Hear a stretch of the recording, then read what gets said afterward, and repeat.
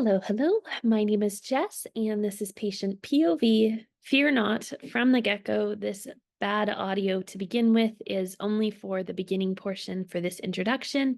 Once we jump into the actual interview, I have my mic. I am just on a little bit of a day bed rest. Hopefully we're better by tomorrow.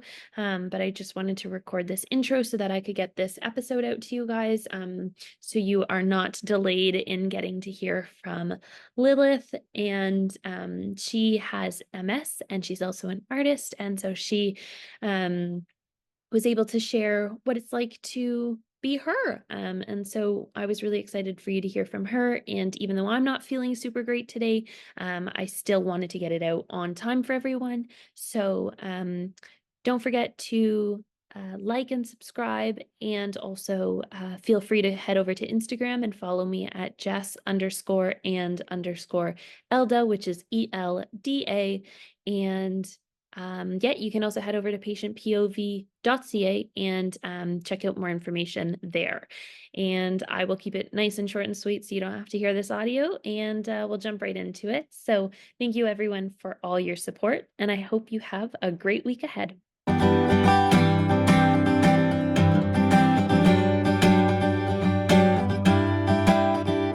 Hello, hello. How are you today?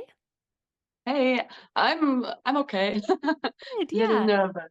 No, yeah. Yeah, Besides of that, everything's fine. yeah, awesome. Yeah. Well, do you want to just jump right in and give us an introduction on who you are and your health background? Health background. I'm Lilly. I'm from Germany. I'm 26 now.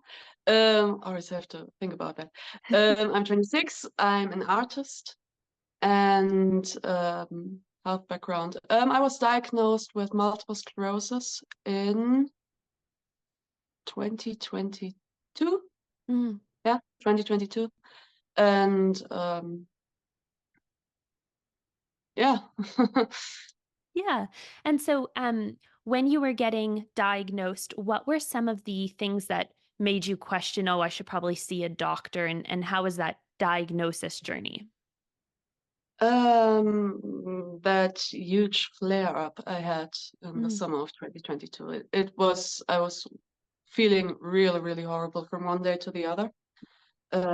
So extreme fatigue, vision problems, um, balance problems, everything, vertigo. Literally from one day to the other, I woke up one morning and everything was different. And I was at like my primary care doctor first after like 3 days or something.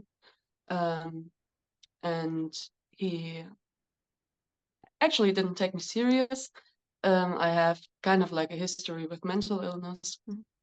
So he thought it's just like a mental problem and sent me home again. And the symptoms I had got worse. And at that point, I started to feel like it's a neurological problem. Because as I said, I had problems with my vision, but like not with my eyes, but the way I see things. Like movement was lagging behind, and I couldn't move my eyes. Like I couldn't control the movement of my eyes anymore. So that's when I started thinking, might be a problem with my brain. And because it didn't get better, it actually got worse throughout the days. Like after a week later, when after my symptoms started, I actually went to the ER and I was hospitalized right away. And actually, I was in the hospital for a week, and in this week, I already got my diagnosis. Oh, wow. Okay. And so within the hospital, they were the ones who did the MRI and just diagnosed you. Everything. Yeah. Yeah. Okay. And did they ever question your symptoms because of your mental health? No, No, interesting. Okay. not one bit. I actually think they didn't even ask. Like I mean, I was lucky. The doctor I saw in the ER was a neurologist, Oh. and I was like in the room for 5 or 10 minutes. He did these classical neurological tests, um, and then he already said that he thinks it's something with my brain, And then he said something very weird. But I should not worry, like with my sex and my age, it's not that unusual that this happens. So he was suspecting MS as a diagnosis. So they didn't even ask about like mental health background or something. He actually saw me as a person with horrible symptoms and just yeah, Yeah, for didn't sure. think about anything else. Yeah. And so is MS more common in females at a younger Yeah. age? Is that correct? Yeah. Um, yes, actually, it absolutely is more common in females. And it usually starts at a younger age, like 25. I was 25 when I got the diagnosis. So that's around the age most women get diagnosed when they have it. Interesting. There are a few cases when you get diagnosed in your 50s, but it's usually in your 20s. Interesting. Okay. And can you just describe or explain what MS is? Um, I'll try to do this in English. MS is I have to do it like in a very simple way. Yeah. It means my immune system attacks my central nervous system, so my brain and my spinal cord, and causing inflammations in my brain and spinal cord, and this causes all kinds of problems. So with my first flare up, I had like a very big inflammation in that part of my brain that controls my eyes, and that's Mm, why my vision is this messed up. And with the type of MS I have, this happens in flare-ups. And so my everyday life, I do notice the MS, but it's not like super fatigue and balance issues sometimes, like pins and needles in your body, stuff like that, but not like it's manageable. But when you're in a flare-up, something totally random suddenly happens, very intense symptoms. Like my first flare-up, that was very intense in all kinds of ways. I actually had another flare-up just 6 months after, where I had like sensation issues throughout my whole body. So it's anything and everything can happen, and you never really know when or how. Um, You'll just have to see. Yeah. And so what would you say some of the most challenging things are with having MS? Um, I mean, the most challenging symptom, at least for me, is like cognitive fog. Mm, So similar to a brain fog, but like in all cognitive functions. mm, Um, that's actually what's most challenging for everyday life in my case. Um, so I don't know. I'm sometimes, not always, but sometimes very easily like overstimulated by lights, noises, everything. Um, I have trouble concentrating, actually thinking like in a more complex way. Um, all these cognitive stuff. That's very limiting in everyday life, mhm. um, at least to me. Yeah, for But that's sure. also different from from patient to patient. Right, yeah. And so, speaking of everyday life, what would a day in the life look like for you now? Um, well, as I mentioned in the beginning, I'm an artist. So it's actually very, very focused on my art. Mm, Um, but to also talk about the illness, I have like a lot of trouble sleeping. mm, For some reason, I don't even know if that's a common thing, but ever since my MS started, I have a real problem with nightmares. mm. I've always had I always struggled with sleep. Like that's a long story, but I Yeah. always had a hard time sleeping and sleeping well. But now on top of this general problem also comes these nightmares. And when you don't sleep well, fatigue gets very, very bad. And so fatigue is a symptom that is with me every day.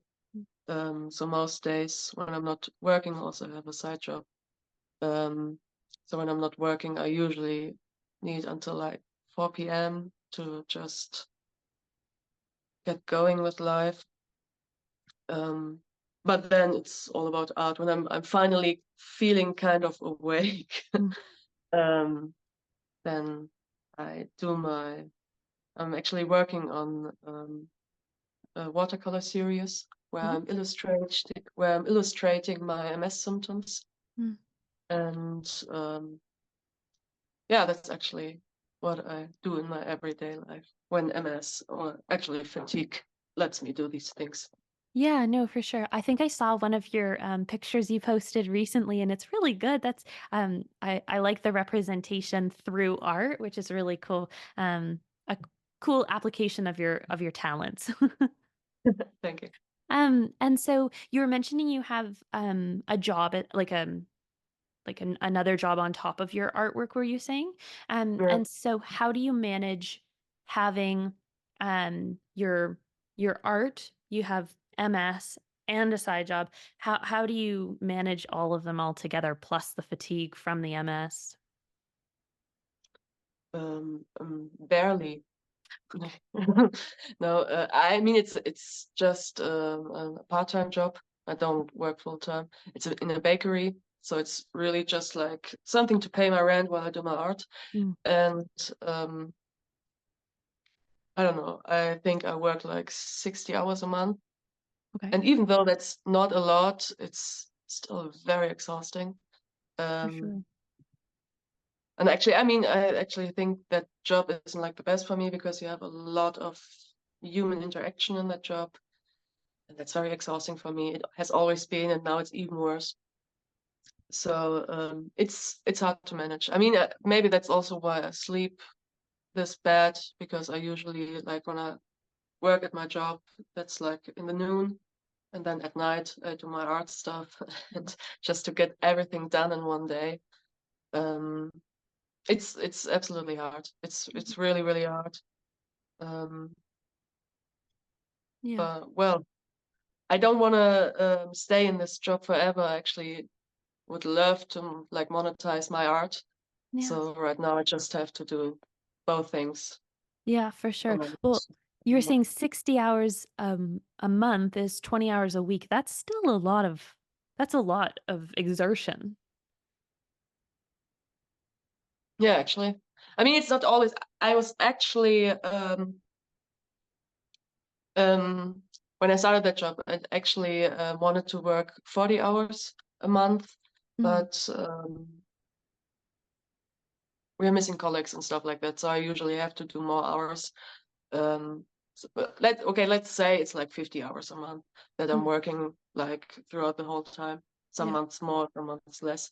Um, but yeah, you're actually right. We're Yeah, gonna but break still. it down. It isn't even that less than I just thought. Um, Yeah. yeah. Yeah, and how do you manage if you were in a flare up? How would you manage the job and the flare? Like, are they accommodating that way? I mean, when I'm in a real flare up, Mm, I can't go to work. right. Actually, I shouldn't go to work. I mean, when I had my first flare up, I was out of my job for 6 months Mm, because I just needed 6 months to kind of feel like myself again, like in a physical way. Um, so I started working again after 6 months, and then I right away had my next flare up. mm, And that one wasn't as bad as the first. As I said, I just had like sensation issues. So especially my feet, so walking was kind of strange, but it was manageable. And my neurologist actually said that I shouldn't go to work because of the like the cortisone treatment you get, and then you're like it it messes with your immune system. So I mm, shouldn't be with too many people in one room. So and also just because it's a very like the doses I get this cortisone is very high. So we have all kinds of side effects from this treatment. So then I wasn't at work for another 2 months, and only then I actually really started working again. So during a flare-up, you basically can't work at all. Right, yeah. And so, are there anything you do? I know you were mentioning some like medications, but is there anything else that you do to help mitigate the symptoms or like make the symptoms better?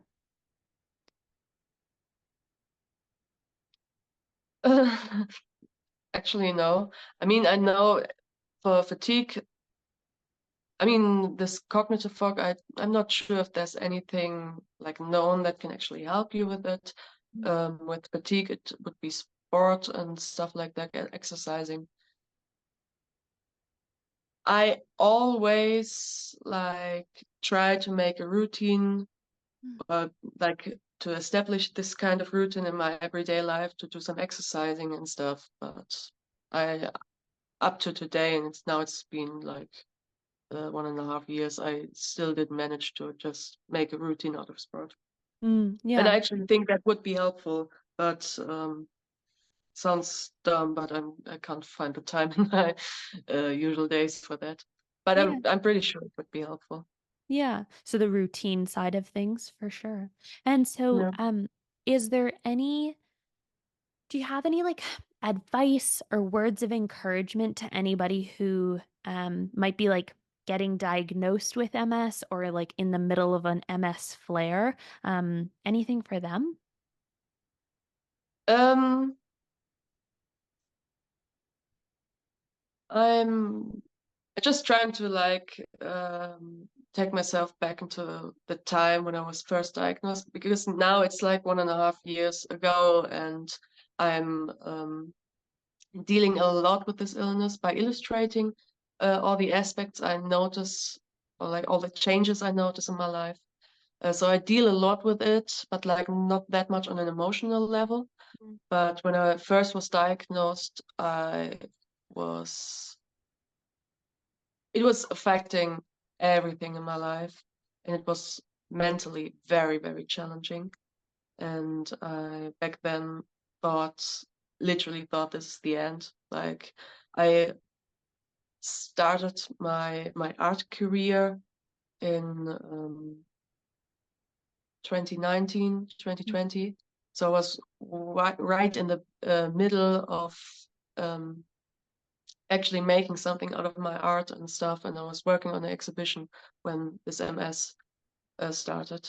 So like I was right in the middle, and like this much was missing until I would be able to call myself successful with my art. And then MS started, and it messed up my vision. Before I was painting, I was actually working with photography, and that wasn't doable at all anymore due to my vision. And this fatigue got very, very bad. I've always struggled with fatigue, actually, like all my life. Mm. But after that flare up, the fatigue got that bad that I could barely, like in the beginning, I had to take several naps a day. So it was mentally very, very challenging, because I thought that this would be like my life would be over now. All my goals and everything I was working towards to would be over. And now, 1.5 years later, I actually have to admit, I mean, I would never say that I'm happy that things are the way they are. I would still prefer that this had never happened. Um, but it's okay today. And like MS didn't stop me, it just forced me to find another way towards my goal. And that's doable. Right, sorry, a second. No, you're good. Talking too much. Um, So the words of encouragement, to get back to your question, would actually be like MS, or like in general this chronic illness thing. Like chronic sounds horrible and very, very scary, and it is. And I would wish this upon no one. Um, but you'll find new ways to live the life you actually want to live. And even though it doesn't seem like that in the beginning, and it will take a few weeks or months, but at some point you will notice that an illness like MS, it it forced you to take a break, but then you can start all over, and there are 1,000 ways that will get you to your goal, and you'll find another. Yeah, amazing, amazing. And where can everybody find you on Instagram? On Instagram, so my Instagram ad is Adams Lilith. It's like the whole artist pseudonym I go under. So adamslilith.msart. Amazing, yeah.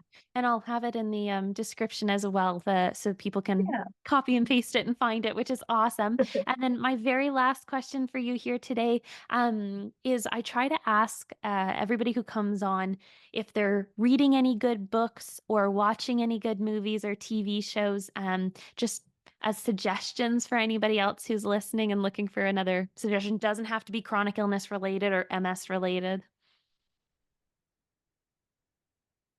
I'm currently re-watching Shameless, but Oh. I mean it's an amazing show, but I'm pretty sure it's not everybody's cup of tea. But I really like Yeah. it. Yeah, no, but that's what you're watching right now, and I'm Yeah. happy to hear about it for sure. Yeah. Well, thank you so much for joining me. I do appreciate you taking the time. Thank you for having me.